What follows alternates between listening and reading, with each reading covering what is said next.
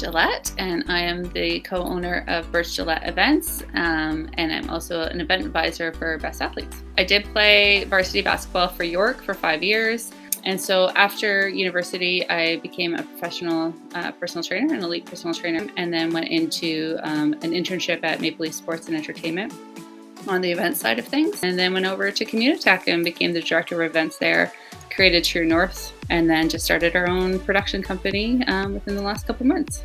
So talking about that transition out of sport, you played 5 years at a high level and then not playing. People aren't technically, and I think this has actually changed, but I think when I was coming out of university, people weren't really looking at your resume for your sport background.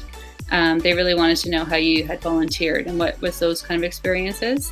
Whereas I think now, people have really understood that people with sporting backgrounds, being student athletes, there's a lot to that. And if you really unpack it, those are actually pretty valuable people to employ because of all the things that they've had to persevere and go through. Because it's hard. You go into university thinking you're going to come out as something, and then you realize very quickly that you come out and you're a graduate of university, but you're not really that title that you're looking for. Because I did have my certificate for personal training, it was an easy transition. I think the real transition or the real conversations happened when I realized that really wasn't where I should be. Students really have to know that you might have a couple starts at it, and that's okay, because a lot of people, I think that's where you get a lot of your experiences, because you're trying a whole bunch of different things to see what sticks and what you enjoy, and you just have to be a lot more open-minded. And I think we went into school thinking I'm going to be a teacher, or I'll be like a chiropractor, or there was a very specific title that we thought we had to come out of university with. It's an eye-opening experience when you realize, oh, maybe I'm not cut out for that path. What am I good at? And what are the things I actually enjoy doing? So you talked about that internship, and that was like the driving force behind your next step. So can you just talk a little bit about those experiences, and what was it about that experience that helped you in your next steps? It was an amazing experience, to be honest. And I think that just keeps growing your confidence as well, is to be able to see yourself, because I never would have thought of myself as being the person that had to be in charge of an event at the Air Canada Centre and being that face person for productions coming through. And you learn to get a backbone really quick, tough skin.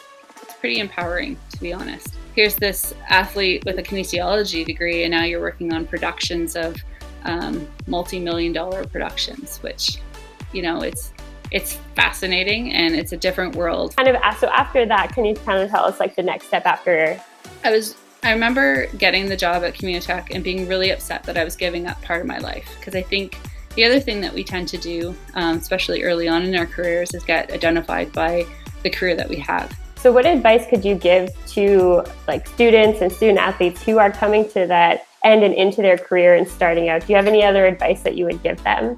I think the advice that I wish I had been given is that whatever you do coming right out isn't going to define your career. It's just a stepping stone. So try to figure out different ways to get to be a really well-rounded person. You can make any job whatever you want it to be in a lot of cases.